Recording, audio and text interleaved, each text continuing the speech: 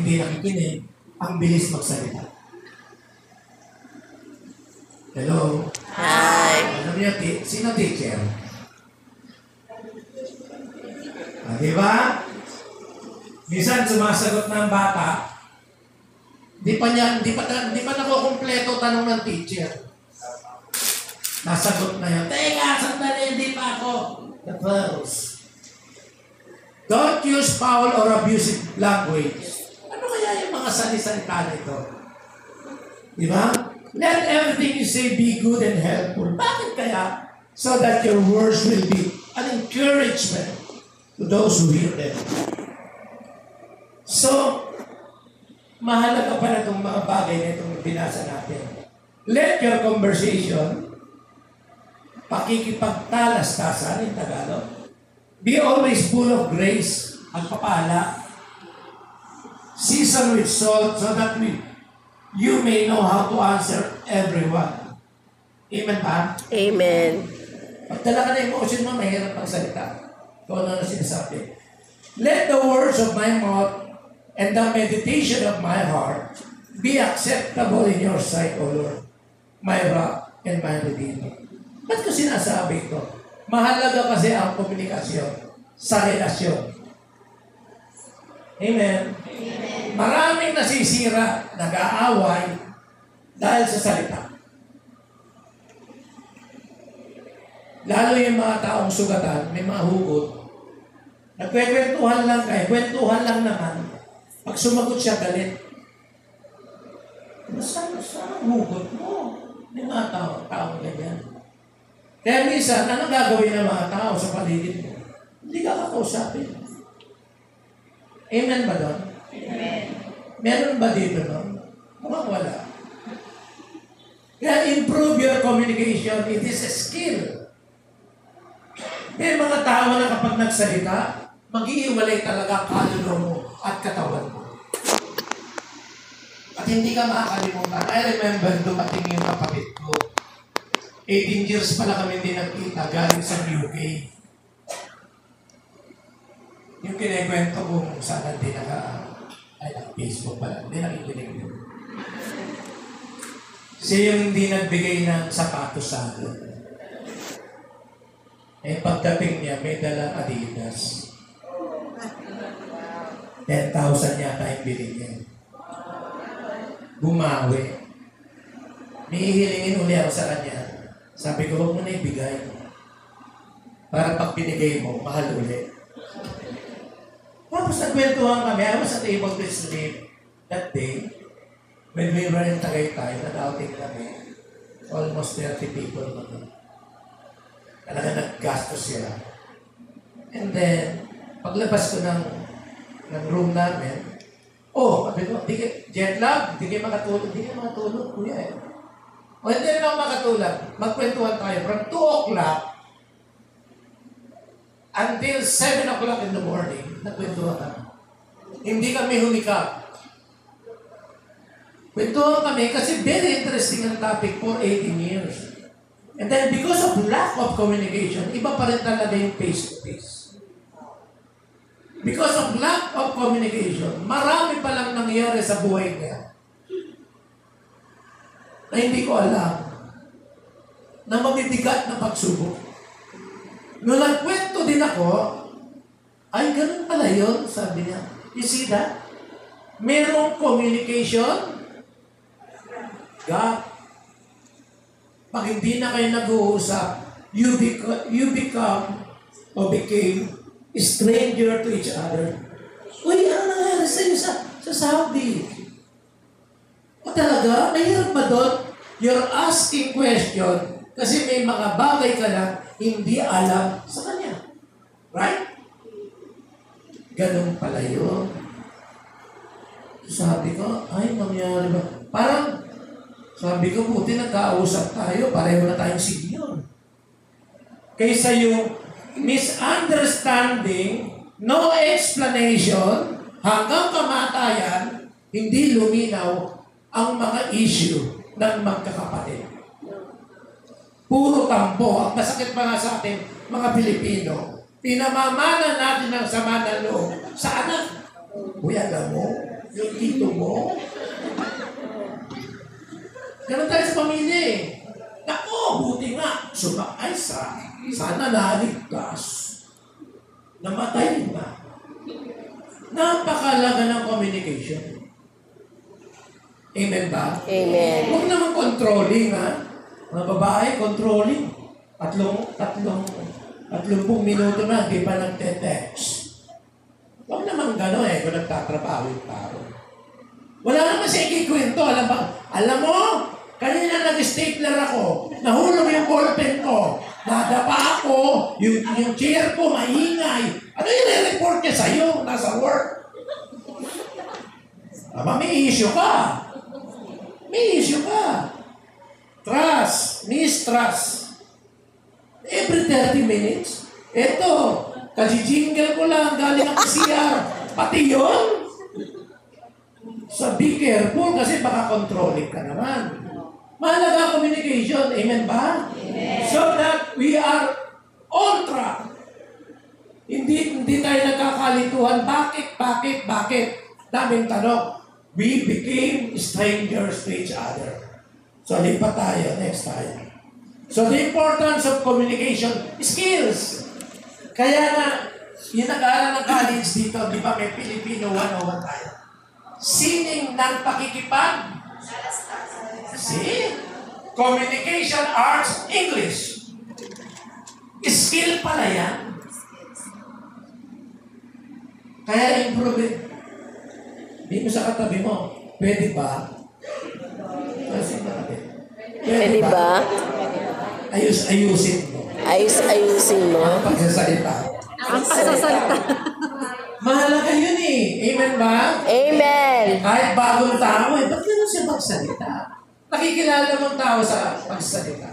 Lalo kami ni Mrs. Counselor kami. So paano na nalalaman ng mga tao? Pag nagkikwento na, amen? Kung madidiin magsalita, malalaman na may galit. Good communication skills are essential to allow others, and yourself to understand information. May mga bagay na mga dapat na sabihin mo kapag gumamit ka ng maling salita. Merong double meaning. Amen? Amen. Tapos galit ka pa. Di naman yan ang kahulugan ko eh. Yun ang binanggit mo eh. Amen? Be careful with words. Sabi nito, more accurately, eksakto. Diba kaya pag nagkwento, alam mo, ganito nangyari, pero hindi ko alam eh. Di ba nandun ka? Ano hindi mo alam doon? Ito naman nakikinig sa'yo. Gigil na gigil. Kasi parang binibitin-bitin mo pa. Accurate dapat. Amen? And quickly, bilisan. Di ba magkikwento, asar ka na. Alam mo ganito, ano nga? Sandali, CCR lang ako. Gigil ka na, di ba? Quickly, kasi binuksan mo na siya eh, amen? Nakikinig na eh. In contrast, poor communication skills lead to frequent misunderstanding and frustrations. Ba't ko sinasabi ito? Kasi hindi mo pwedeng patunayang mahal mo ang Diyos kung hindi yan makikita ng kapwa mo. Kasi we cannot see the God that we are worshiping. Amen? Kaya ang pinakasalamin ng pag-ibig natin sa Diyos, kapwa natin. Sabihin mo sa katabi mo, ganun yun. Ganun yun. Ang pakikipagdalastasan, bata pa lang, natututunan na. Amen. May taong ganito. Kanyari, magkaroon tayo ng programa, project, tutulong tayo sa mahirap. Mahirap tumulong niya. Tulungan mo na sa mga ugali niya. May taong negative lagi. Nanay ko ganyan eh, nahinalo ko. Sabi ko, nay, mag-aasawa na po ako. Naku! Loren pangalan ko sa bahay. Wala ka pang pera. Hindi ka pa mayaman. Paano po hanggang naging tumanda ako na ako yumaman? Di wala ako asawa. Tapos pinalo ko sa nanay ko, yung asawa ko ay sumadawa na sa ano yung pilit sa akin magpakasal na kami. Hindi kasi pogi ako ng bata. Hindi niya talaga mapigil, umiiyak pa siya.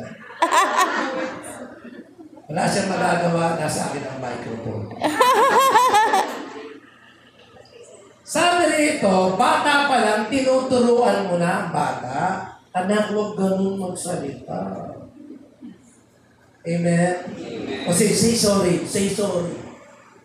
Amen? Bata pa lang, kaya yung mga mag-asawa dito, yung mga galing sa kantong salita, huwag mo dalhin sa bahay. Amen? Natututunan ng bata. Because children learn by imitation. Amen? Amen. Imitate ka.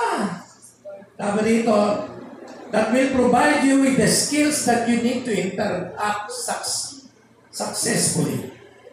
Learn how to hear. Amen? Amen. Minsan may mga tao, nagdi-discussion lang naman kayo, discussion lang naman hindi naman mangyayari bukas yung pinag-uusapan. Tutuon na sa kanya yun. Wag! Diba? Parang opinion lang yan eh. Diba? Ano? Ganito. Ay, ako! Galit agad. Wag! Sa totoo lang, pag ganyan, may hint agad. Katulad nung may kasama kami ni Donna. Hindi namin masyado kilala. Nung nagsasalita na siya, sabi namin, maraming laman sa puso. Kasi laging malutong, galit. Why? Diba? Sabi rito, that you need to interact kasi may ibang tao. Successfully with a wide variety of people, iba-ibang tao. Sabi ng Facebook, the most stressful situation is to deal with idiots. Alam niyo idiot? Ano yun? Mga tanga-tanga lang. Tapos paliwanag ka ng paliwanag. Hindi ka maintindihan. Amen? Amen. May taong ganun. While lack of communication skills will make it more difficult for you to get what you want out of life. Amen? Kahit sa trabaho, di ba? Ayaw mo masira ang araw mo, huwag mong kausapin yung pagdating. Uy, ano ba alam mo? Anak, ang sakit magbalakang ka. Agagay. Bandik lang ka ba ngayon? Pinaan na. Gaganon ka pala. Ay, sakit na likod ka. Negative agad.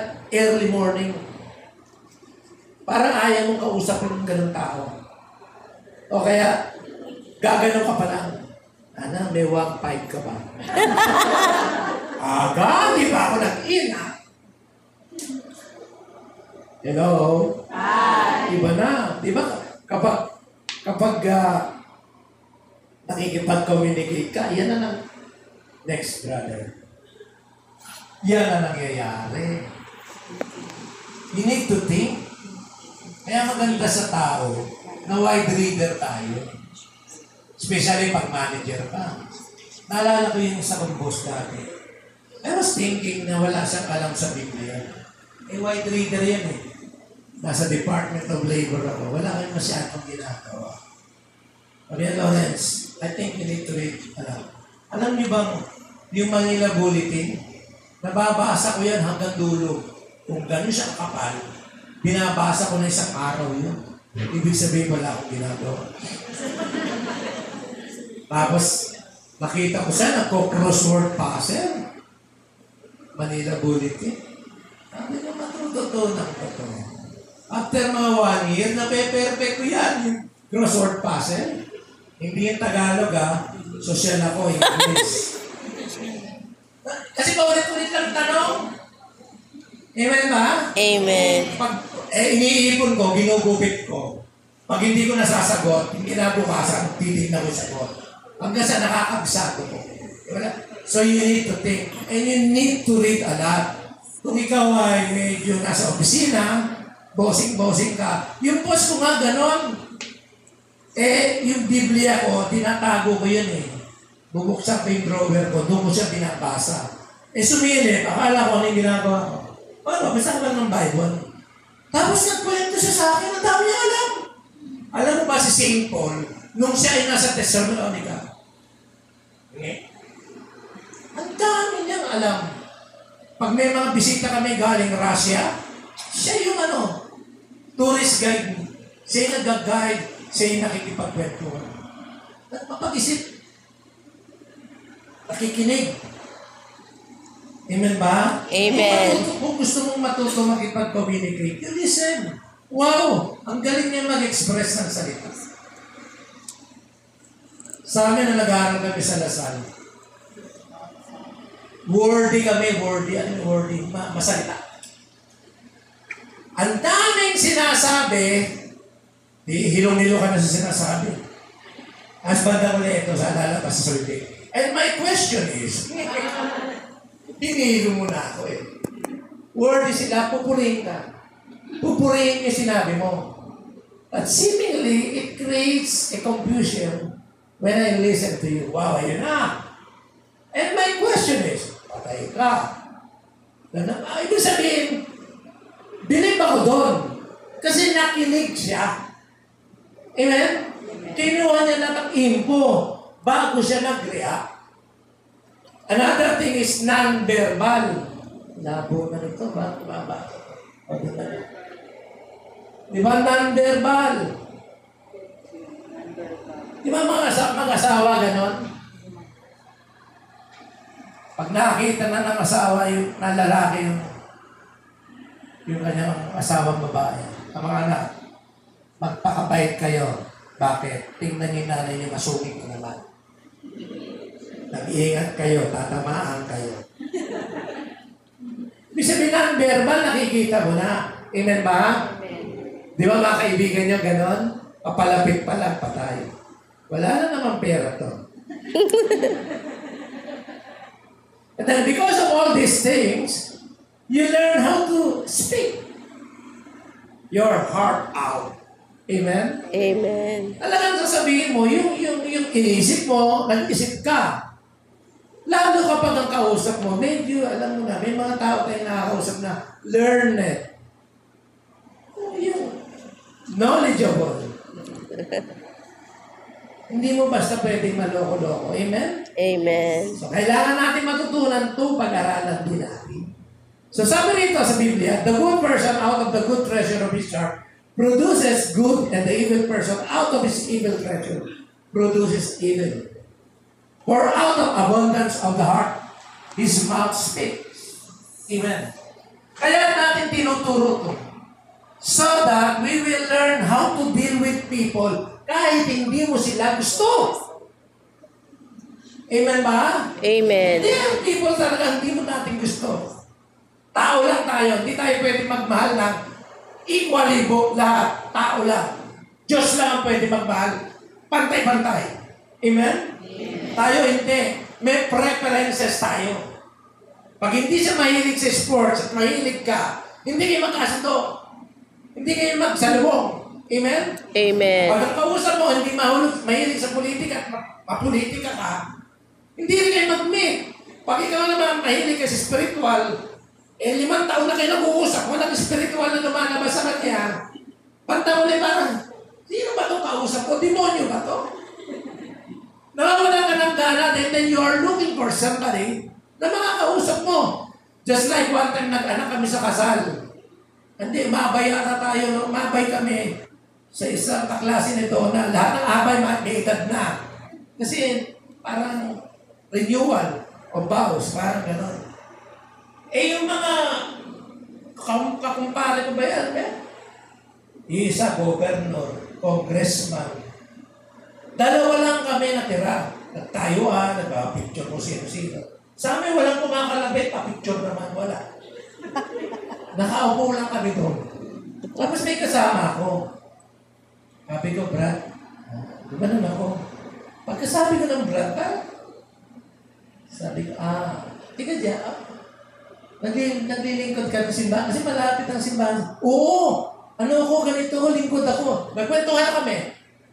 O bahala kayo, kami magkwentuhan. Kasi yun ang laman ng puso namin, Panginoon. Amen ba? Amen. Yun yung maganda. So our relationship with God, paano yun? Unang-una, number 1, lipat natin, brother. A desire to change.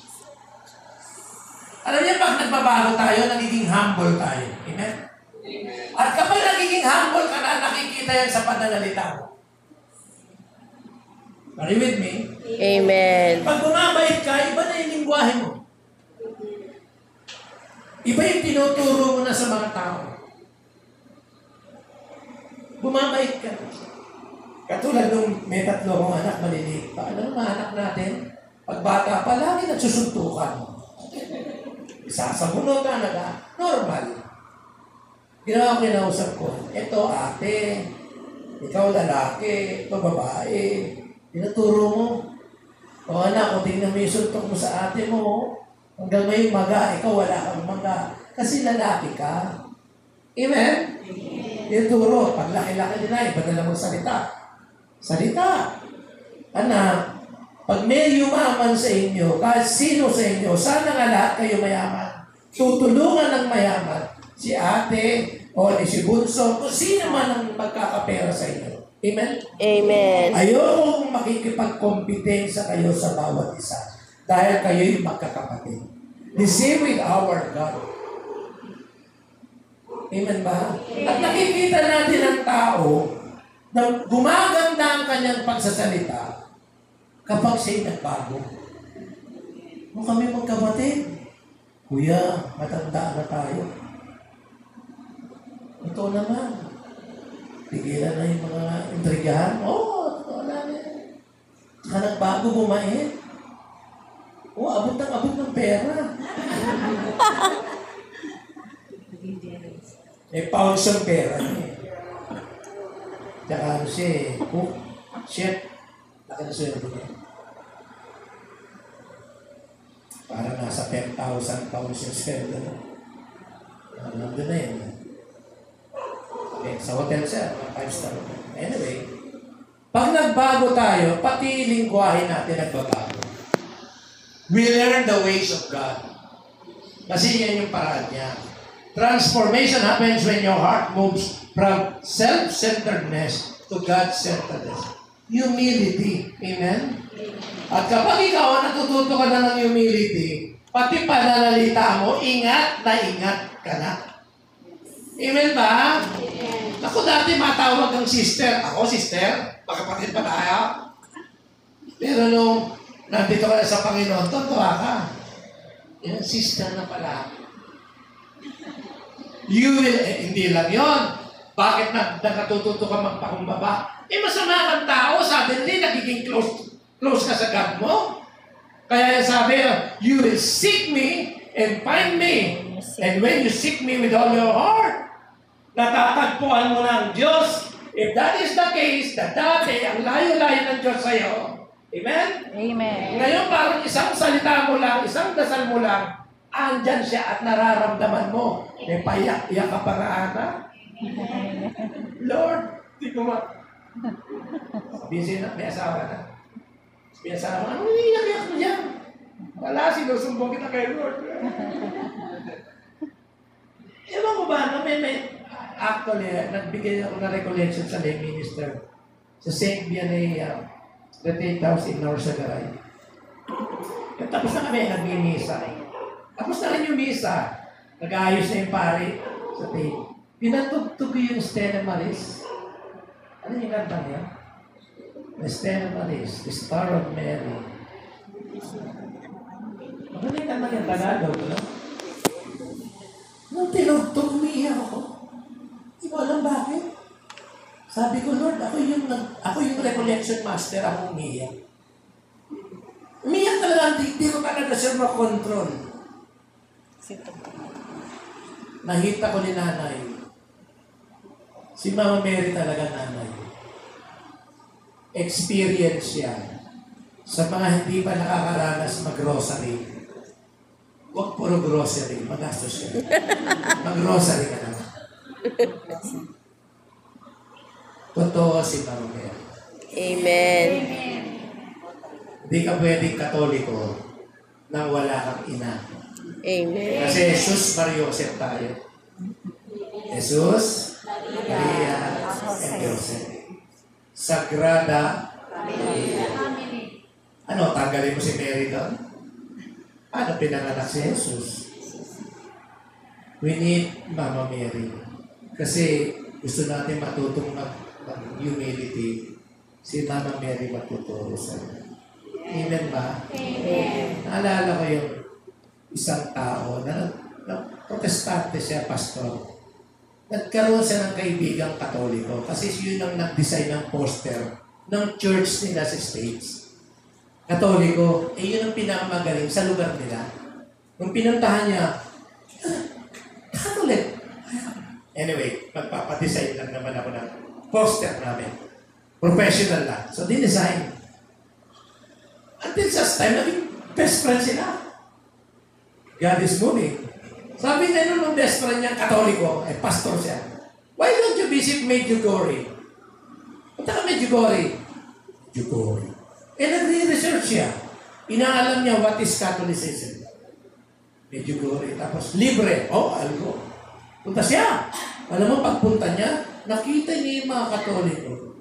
Bakit may closeness? Di naman niya nakikitang nag-a-appear to. Basta there is something in this group of Catholics ng closeness. May nagsabi sa kanya na, it is because we have a mother. Pag ganun, parang tinusok yung heart niya, Katoliko na siya ngayon at nagro-rosaryo. Hello? Hi! Hindi lang yun nangyari sa kanya. Pumunta sa Catholic Church. Sabi niya, bisitahin ko. Sa likod lang naman ako. Wala naman nakakilala sa akin. Pagtingin niya ng altar, ba't may altar?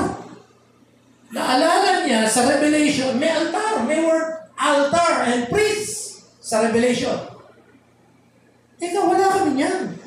Tapos yung gilid ng altar, may nakikita siyang persona na hindi niya ma-identify kung sino.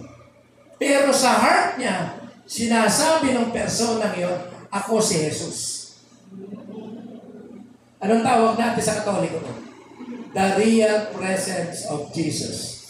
Kaya 24/7 yung ilaw doon sa altar. Kasi buhay si Jesus, nandun siya. Sabi niya, nag-iimbento lang ang mga Katoliko. Visit ako na ibang lugar. Katoliko din, Catholic Church din. Pagpunta niya ganon, bakit yung ating pulpito daw, yung altar natin, bakit parang merong isang persona na hindi nakikita nandoon na nararamdaman niya? Hindi siya nagtagal. Talaga nagpabinyag na sa Katoliko na siya. If you seek me, you will find me, says the Lord. Kahit malayo ang puso mo, pag sinabi mong Lord, ano yun? Sabihin mo, gagawin ko. Hello? Ano tawag doon? Di ba communication? Amen. Palakpakan natin ang Diyos.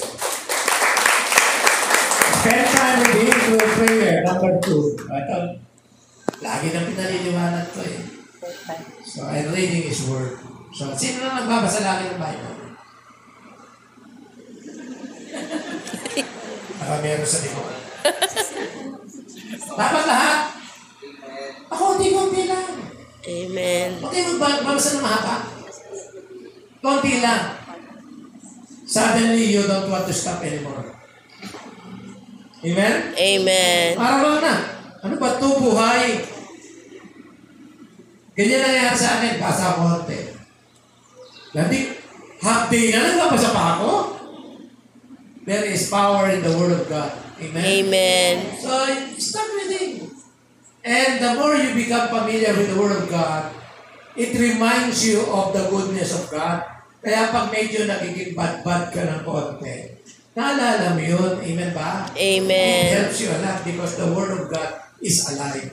Amen? Amen. Palipat tayo. Number 3. Pursue relationship with other Christians. Amen. May mga kapatid tayo, hindi pa talaga kilala si Jesus. Huwag tayo mayabang. Baka naman kakausapin mo, ligtas ka na ba? Kung ligtas ka na, nag-donate ka. Lalo kang maliligtas. Huwag tayo makipagdebate kahit hindi natin walang nananalo sa debate. Amen. At hindi mo ako mako-convert yan. Ipakita mo sa gawa. Amen. Alam ko lang, bakit nasa akadin pa. Mas mababait yung mga trabahante, mga workers na born again, kaysa Catholic. Nakakahiyaman sabihin. Although may good Catholics, pero there are very few Protestant. They are good. Mabait sila. Estudyante ko, mas mababait ang mga born again kaysa sa mga Katolikong estudyante. Nakakahiyamang sabihin. Totoo po yan. Kahit sinong kausap ko. I was invited by San Sebastian the other Saturday. I was in Tagaytay. I was their speaker for PhD, Masteral, and College. Pinagsama sa amin. Retreat nila. Nakakatuwa. Sabi kausap ako ng mga guru. Sabi niya, totoo, Brother Lawrence. Ang hirap kausap ng mga Katoliko. Wow, masakit Totoo to, naka-Facebook tayo. Huwag niyo na mag-react kayo, okay lang sa akin. But pursue this relationship. Pag nalaman nila, ako pinilit ko nung ako'y nandun na alam nila nagtotoo ako. Hindi ako agad nagsasalita. Pinipilit kong lumite kahit hindi ko gusto yung sinasabi. Because you need to do that. Because why? You are the other Christ. The representative of Christ here on earth. Amen. Amen? Amen. They will curse your God pag nakita nila. Ikaw mismo sinasabi mong mananampalataya ka. And they are not treating other Christians na parang ikaw wala naligtas. Amen ba? Amen. Kailangan natin yun. Mag-grow na tayo. Sa Amerika walang debate eh. Tinanong ko nga although ang ka-debate nila tayo, mga atheist, agnostic, pero kapwa Christian, meron man, pero hirap eh. 400 to 500 million population sila eh. Sa atin, konti na nga natin, debate pa ng debate. Amen ba? Amen. Sa UK nga, tinanong ko, debate, may mga debate siya, wala kang pakialam, paano gusto mo? Kung Katoliko ka, be a good Catholic. Amen? Amen. Born again ka, be a good born again. Tayo, Catholic tayo. Tayo ang nagre-represent sa church ngayon for the renewal of the church. Tayo yun. Mind you, brothers and sisters. Ito, kaya ang tawag dito Catholic Charismatic Renewal Movement.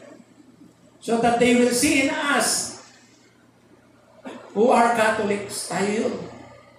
Hindi ko naman sinasabing tayo lang mabait, the rest hindi. Natapat na nagkasama-sama lang tayo. Amen? Amen. Number 4, our relationship with others. Paano yun? Know yourself. Konti na lang ako. Sino ka ba talaga? Ayusin mo na. Sino ba talaga? May mga sugat ka ba? Kaya hirap ka makipag-communicate? May mga taong ganyan, pagkausap mo, pakiramdam nila, kaaway mo agad sila. May ganyan. They doubted humanity. Kaya sa tama si Pope Francis, go back to humanity. Yung mga nasugatan dahil sa mga tao. Hindi lahat ng... yung isang araw may counseling kami ni Donna. Muntik lang siyang ma-rape. Hindi ko sabihin ko sila. When we were there, kami ni Donna, nung tinawag na kami, sabi ka molestation. You were molested. Ano na siya? Kapit na siya. Natatakot na siya. Tsaka wala siyang eye contact. Ganun na. Sabi ko, I am not your attacker. Hindi ako hindi ko naman sabi, mukhang rapist ba? Ba't yung mga ganyang tao, confused yan eh. Lahat ng lalaki, Akala niya. Ang tingin nila rapist. Ito yan, pag namolest ka. Ang sex sa'yo, dirty. Mahihirapan ka makipagkapwa sa tao kung kayo mag-asawa, may issue na kayo dyan. Because sex is a gift. Tapos ang tingin mo madumi. Kasi somebody make it dirty for you. You need healing. Ano kailan? Maghanap yung counselor niya. Sa akin, okay lang din. May time ba na? Sabi niya, brother, pa-counseling aga mo dating dito.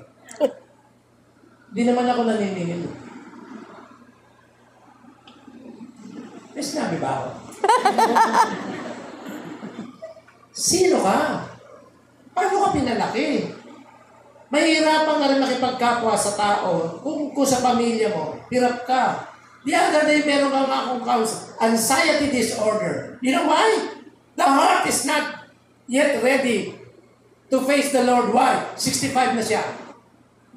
Dumadating na yung mga sakit. Dumadating na yung panahon na nakikita niya yung sarili niya, tumatanda na ako. Tapos mabalitaan mo, namatay na yung stroke, 59 pa lang. 65 na ako. I am a candidate. That's true. Alam bakit? May unforgiveness siya. Sabi ko, alam mo, may anxiety disorder ka. Sabi niya kasi, Brother Lawrence, ayaw ko kasi magpunta sa psychiatrist kasi magagamot ako. Naisip ko naman, ba't pinatagal mo? Nasaktan na lahat yung mga anak mo. Totoo lang. Yung mga anak mo, saktan na. Meron siyang isang anak na meron suicidal tendency. Gusto mag-iwa. Bakit? Yung sugat niya, tinransfer niya sa mga anak niya. Hello? Hi. If you are that person sitting there, you need help, wag mo ngayang sumugat ka pa ng ibang tao. Dahil sa sinugatan ka ng iba. Victims create victims. Sayang. Hindi ka maintindihan kasi may sikreto ka. Amen? Amen. Maraming ganyan. Anong gusto mong gawin? Pupunta ka sa psychiatrist, sa psychologist. Well, these people can help you. But if you're not going to learn to forgive others and to forgive yourself, walang mangyayari, magiging addict ka lang. Ang dami ko na hinandel. Addict. Pag hindi na sila nag-take ng medicine, nanginginig sila. They thought all the while, may mangyayari. Are you with me? Amen. Kaya nila mga Lord, Lord, Lord. Ikaw mismong pupuntahan ni Lord. Amen? Titirhan ni Lord yung puso mo, pusong maraming laman na negatibo. Paano gagalaw ang Diyos sa'yo? Nag-edits niyo ako? Amen. Huwag niyo nang pagtagalin, pahiyahi-effect ka pa yun. Sabi ko, wala kang kasalanan. Don't blame yourself. You are a victim. Amen? Amen. Ba't mo tinatago? Yan ang binubulong sa'yo ng kalaban. Itago. Kasi pag nilabas mo, nakakaya. Ba't nakakahiya? Ginusto mo ba? Lumabas ka ba ng bahay na, go and rape me. Although may kantang ganon. Rape me, may ganon. Rock music. Di mo maintindihan. Kasi, ganon. Nung ni-research ko yung kanta, rape me. Know yourself. Sino ka? Hindi ka magbabago kapag hindi mo hinarap ko sino ka. May isa akong counseling.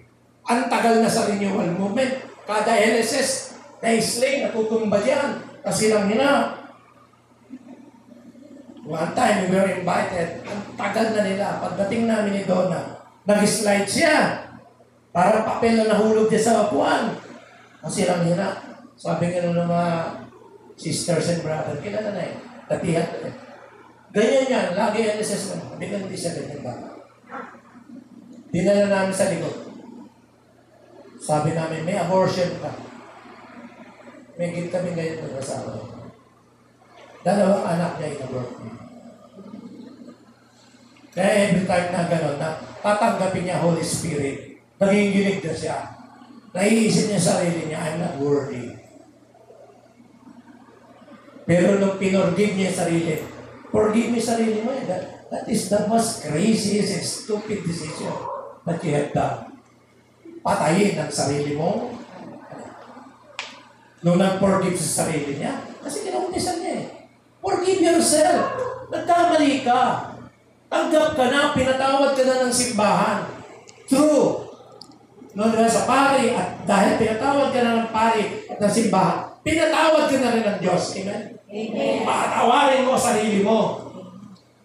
Galit ka sa sarili mo, idadamay mo na lahat. Itaong ganyan. Galit, damay lahat. Damay ko to. Hindi lang ako. Hello? Hindi ka na mapaliwanag, alam nyo na yan. Ano gagawin mo? Next. Discover. Next one.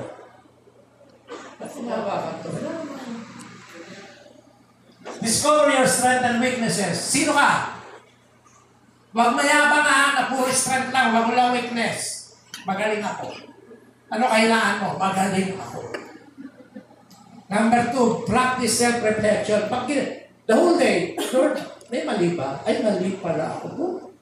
Bakit parang, di ba yung heart mo, di naman palagay ngayon pag may mali? Ang tawag dyan, your heart is the spiritual thermometer. Amen? Amen. Tapos seek feedback from others. Ako, ito, ayaw natin ito. Mali ba ako? Oo, mali ka. Talagang mali. Ako, mali. May tao nga lang din nila matake yung negative feedback sa kanila. Amen? Amen. Gusto laging positive. Hindi pwede perfecto ka pa. Paano ka gagaling? Puro positive ka lang. You need to learn what is negative in order to improve. Amen? Amen. Test your limits. Pag alam mong medyo yung ginagalit ka na ng kausap mo, bigla kang maiihi, bigla kang nauuhaw, get out of that place. Amen? Amen. Inaasar ka na eh. Hindi bigla sabi mo, sandali iinom lang ako ng tubig. Kasi mukhang hindi na kita matitiis. Huwag naman ka naaway ka. Be patient and kind to yourself. Amen? Be patient. Alam mo rin may kulang ka. Hello? Hi! Ano naman magkasawahan kaya din nakakasundo? Maraming nagkasawahan mo ngayon din sa'yo. The other day may kausap ako. Pinititigan ko sa'yo. Ano, Brother Lawrence? Diba? May problema siya. Sabihin mo. Ngayon na, ay madarating ang panahon, kakausapin ko. Kasi nakikita ko yung mga mata nila. Pag nagsilita yung lalaki, gumagaling mata ng babae. Pag nagsilita lang kasi babae, lalaki ko. Mga mata niyo, tutusukin ko yan. Every day next, we exercise patience, forgive others. Amen? We need to do these things. Kaya ito, pangulit na ito. According to Pope Benedict, namatay na yun, no? Love of God and love of neighbor are inseparable. Hindi pwedeng pag-iwalayin. It is in mutual relationship. Kaya mahirapan kang magsabi, mahal ko ang Diyos, tapos yung hipag mo galit sa iyo. Kasi may masama kang ugali. Pag dumadating yung hipag mo, lagi mong inahanda ang palayan. Pag-iisang hipag, kare-kare. Halata. Siyempre, pag galit ka sa isang tao, hindi mo siya type. Halata niya rin yun. Sensitive ang mga tao. Amen? Nararamdaman. Kaya pilitin nyo. Alam niyo pa, minsan maganda rin yung plastic ka. Gusto niyo malaman kung plastic kayo? Di ba nag-outing naman kayo? Sige, tumalong ka sa swimming pool, lulutang ka. Kasi bakit? Plastic ka. Tapos na. Yun lang. Amen? Amen.